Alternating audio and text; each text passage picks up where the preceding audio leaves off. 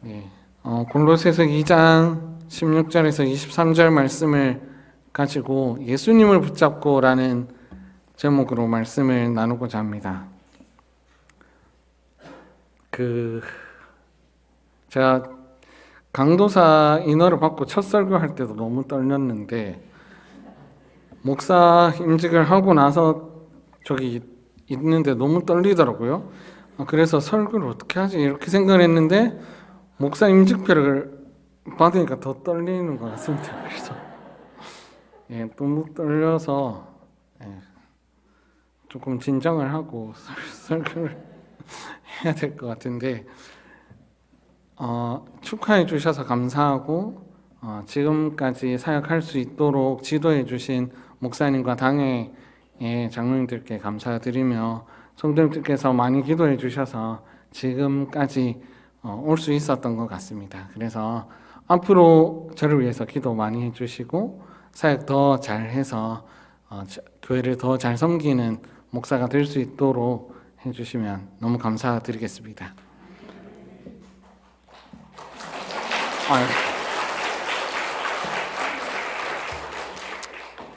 네, 말씀 나누겠습니다. 요즘을 살아가는 사람들은 많이들 이야기하는데요. 너무 허무하고 너무 공허하다. 삶이 너무 허무해서 어떻게 해야 할지 모르겠다. 이런 이야기들을 많이 합니다. 그래서 빈 곳이 있으면 그곳을 당연히 채우는 게 인지상정입니다. 그러다 보니 사람들은요, 공허한 자신을 채우기 위해서 수많은 노력들을 합니다. 그래서 많은 음식들을 먹기도 하고요. 그 다음에 맛있는 음식만 찾아서 먹기도 하고요. 그 외에 다른 취미 활동과 여러 가지 것들로 스스로를 채우려고 합니다. 그런데 많은 사람들은 그러한 것들로 자신을 채워가지만 어떻게 자살률은 극단적인 선택을 하는 사람들의 비율은 더 높아져만 갑니다. 많은 사람들이 하는 것에 편승해서 내가 존귀해 보이거나 내가 세상 가운데서 지혜로운 사람처럼 보이고 싶어서 많은 사람들이 하는 대로 하지만 결국에는 그 속이 공허하다는 것을 알 수가 있습니다. 그러다가도 조금이라도 사람들이 인정해 주기 시작하면요, 의기양양해져서 세상 가운데서 권력이 생긴 것처럼 세상 가운데서 모든 것을 가진 것처럼 살아갑니다. 그런데요, 인정해 주던 그 사람들이 조금씩 떠나가기 시작하면 곧장 허무해지고 공허하다는 것을 우리는 잘 알 수 있습니다. 특히 연예인들의 삶을 보면 금방 알 수 있습니다. 이 일이 반복되는 게 우리의 일상이고 세상을 살아가는 사람들의 일상입니다. 그런데 여러분, 우리는 성도인데요, 성도는 공허한 자들이 아닙니다. 왜냐하면 그리스도 예수님의 죽음으로 말미암아 새롭게 된 자들이기 때문입니다. 그럼에도 불구하고 세상의 모든 사람들이 공허하고 별 볼 일 없다고 우리에게 소리치고 손가락질하니 세상을 살아가는 성도인 우리는 혼란스럽고 괴롭습니다. 그리고 그 질문과 비판에 대해서 벗어나려고 좀 더 노력하고 좀 더 내 삶을 괴롭게 해서 조금 더 살아보려고 하지만 곧장 허무해지는 것을 우리는 경험해왔습니다. 이러한 성도들에게 사도 바울은 권면해 주고 있습니다.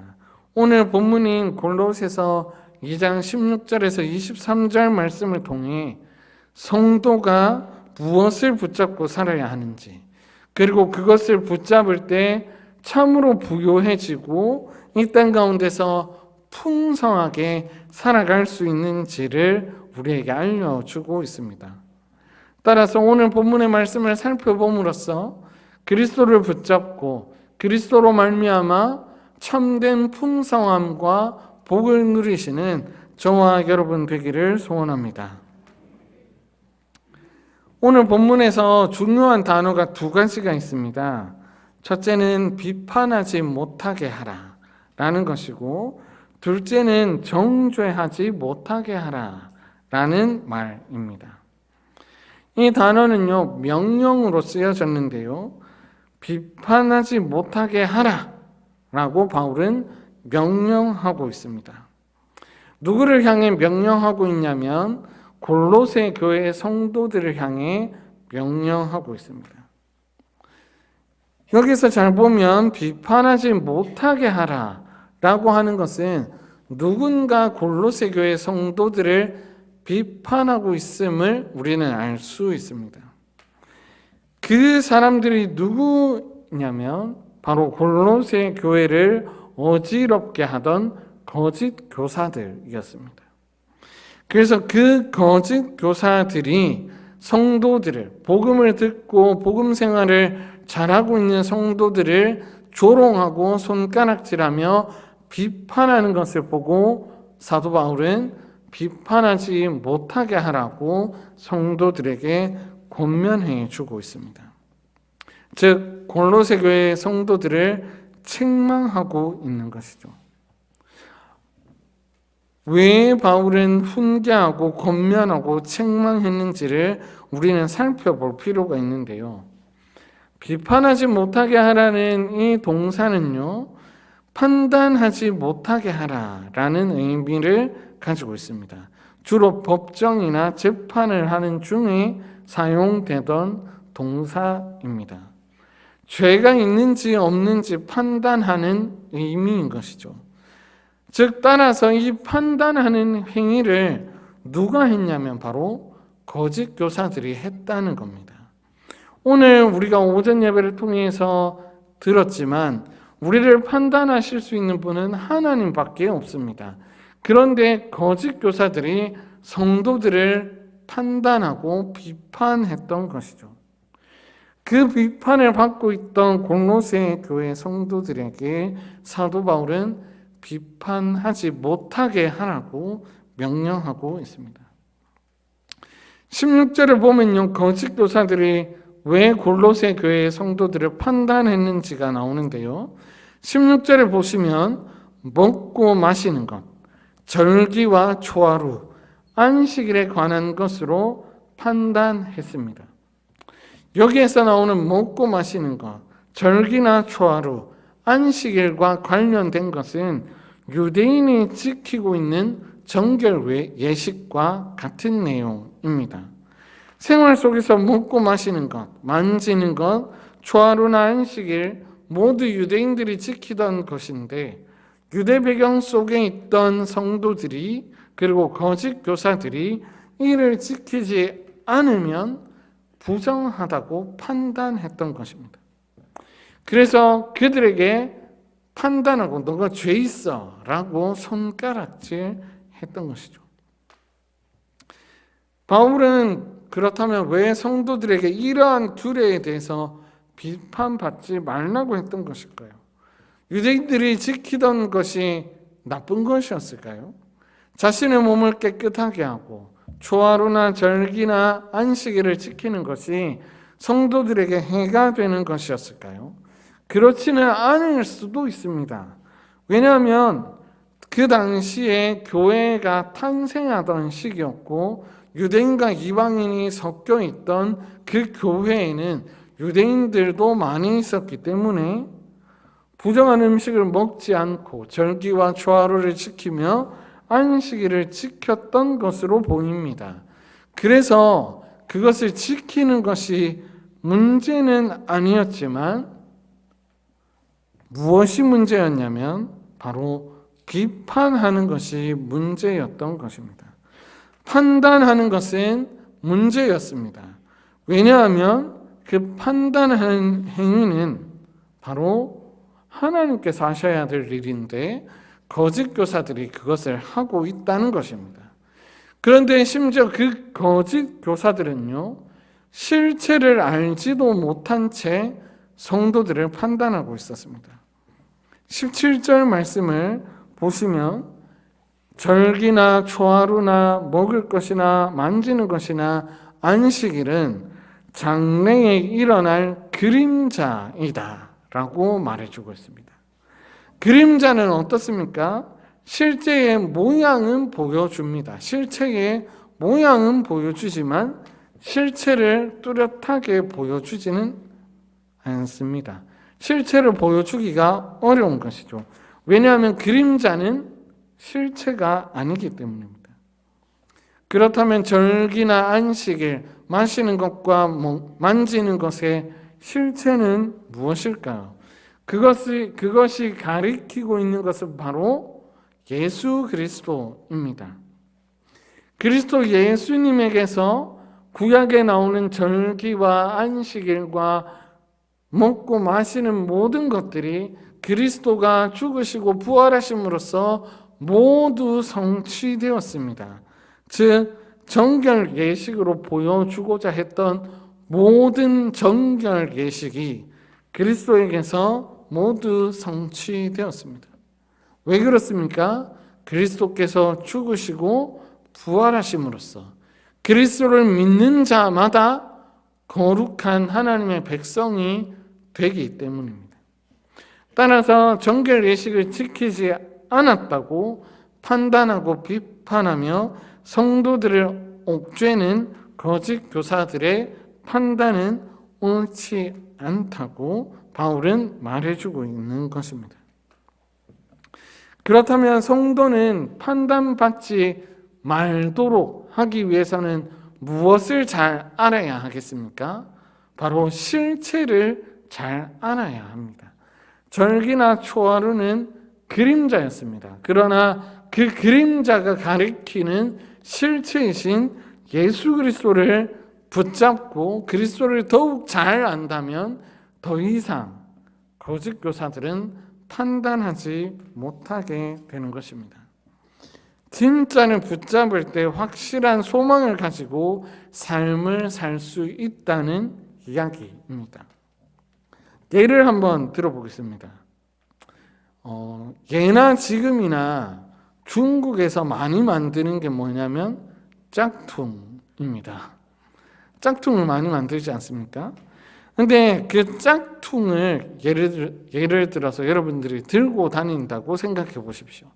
그런데 그 짝퉁을 딱 메고 딱 지나가고 있는데 진짜를 가진 사람이 지나간다고 생각해 보십시오. 두렵지 않으시겠습니까? 그거 짝퉁 이렇게 말할까 두렵지 않냐는 얘기죠. 그래서 그 짝퉁을 가지고 있다가 매장에 가서 진짜를 사고 다시 길을 걸어간다고 생각해 보십시오. 여러분 마음이 어떻겠습니까?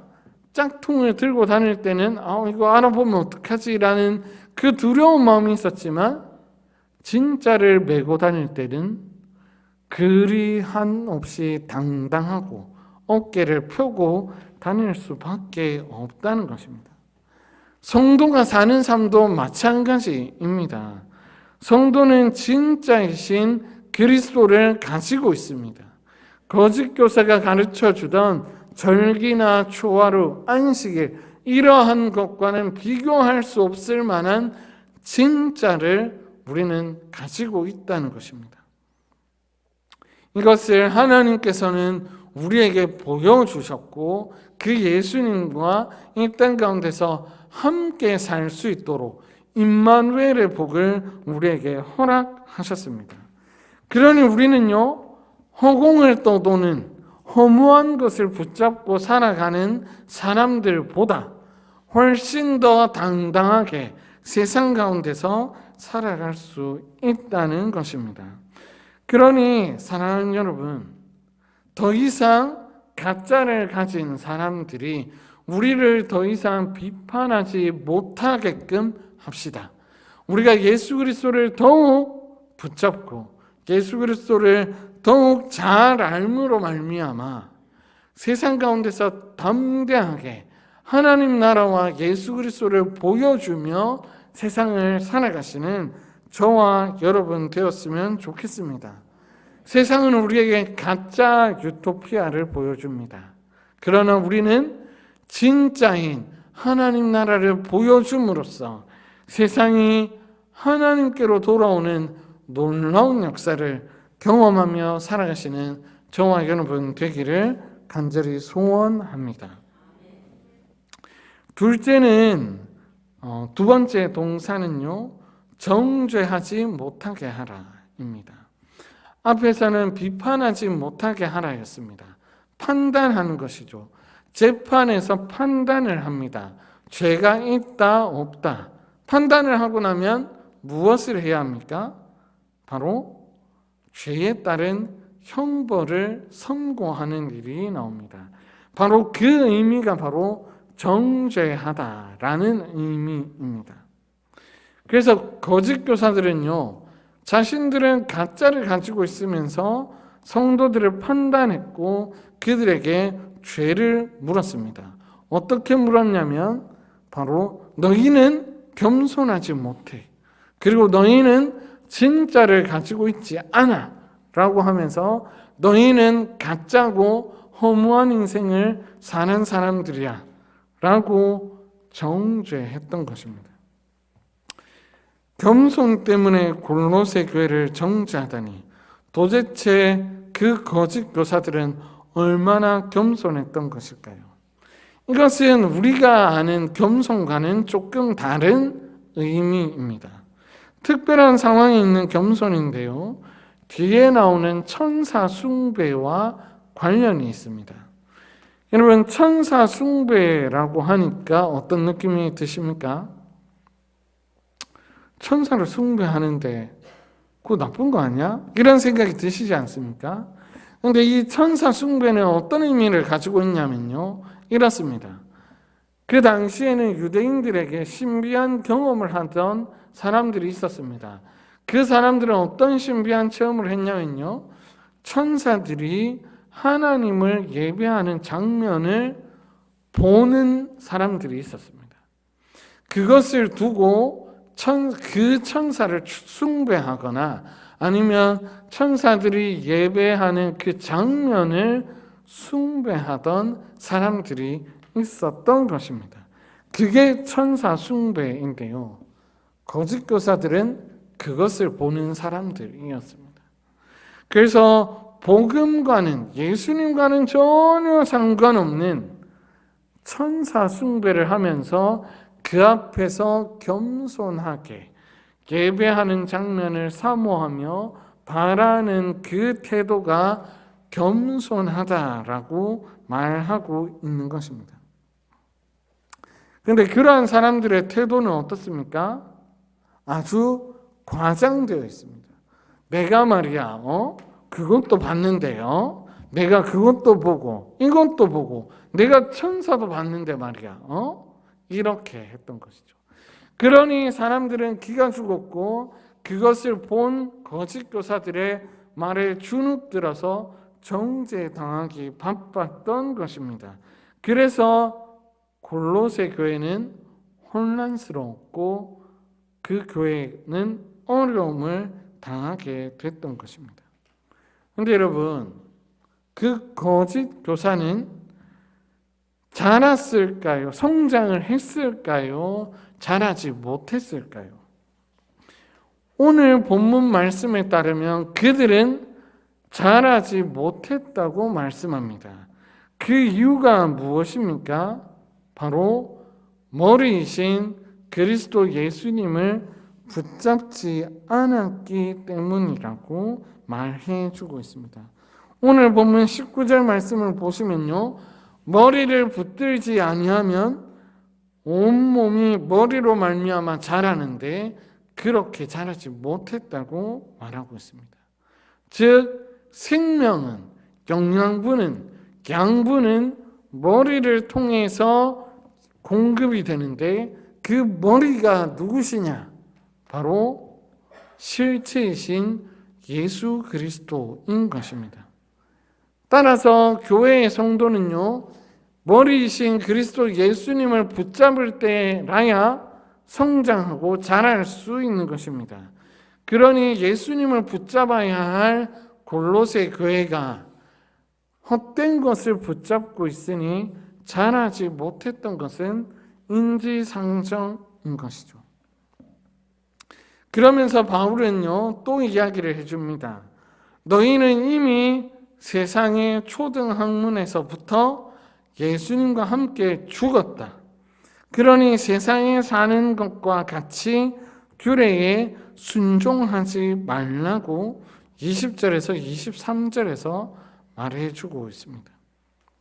골로새 교회 성도들은요, 세상에 살고 있었습니다. 하지만 하나님 나라를 사는 자로서 하나님 말씀에 따라서 하나님의 규례에 따라서 살아가야 할 하나님의 백성입니다.